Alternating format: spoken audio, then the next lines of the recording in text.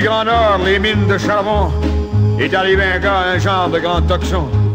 Il pesait 300 livres, puis mesurait 7 pieds. C'est pour ça que les mineurs l'avaient nommé Gros Jambon. Gros jambon, gros jambon, Gros Jambon. C'était un gars ben tranquille qui parlait pas beaucoup. Puis tout seul dans son coin, il prenait tout d'un coup. On le voyait chaque matin descendre dans la mine avec ses 2 sandwichs puis sa canne de bine. Gros Jambon. gros jambon, gros jambon. Gros jambon. Y a personne qui savait de quel coin il venait. Mais nous, on se doutait bien que c'était un Québécois. Parce qu'il sacrait tout le temps, puis il mangeait bien des cartons, puis il avait tout le poil frisé comme un mouton, le Gros Jambon.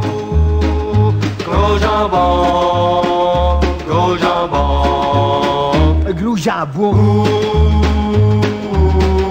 Là, tu vois qu'un matin, dans la 8e galerie, les madriers s'écrasent, puis l'explosion retentit.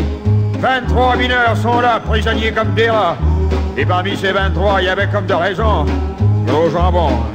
Gros jambon, gros jambon. Ah, Gros Jambon!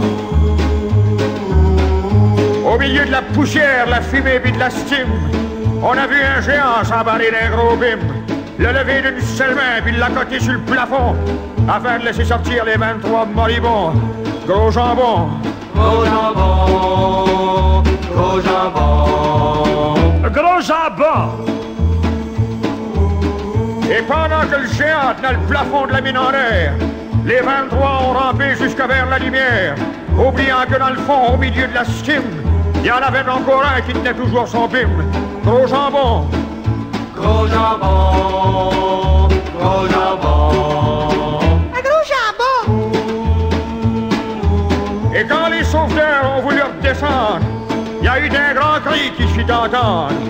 Et tout le monde a compris qu'au milieu de la stime, le gars au fond de la mine avait lâché son bim. Gros Jambon. Gros jambon, gros jambon. Gros jambon. Et depuis ce matin-là, devant la mine de charbon, on peut voir sur un mur écrit au crayon une petite phrase bien courte, mais qui en dit bien long. Dans le fin fond de la mine, il y a un grand toxon. Gros Jambon. Gros jambon, gros jambon.